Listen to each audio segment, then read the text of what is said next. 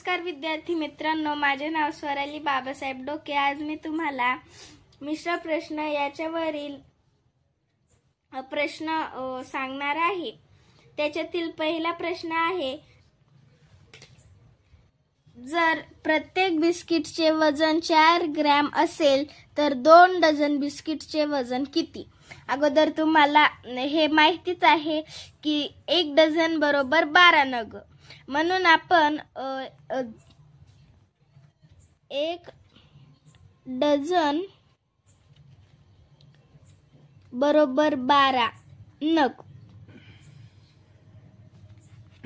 तर 2 डझन बरोबर, आता इथे 12 नग आहेत म्हणून 12 गुणिले 2 24, म्हणजे 2 डझन मध्ये 24 नग, म्हणून बिस्किट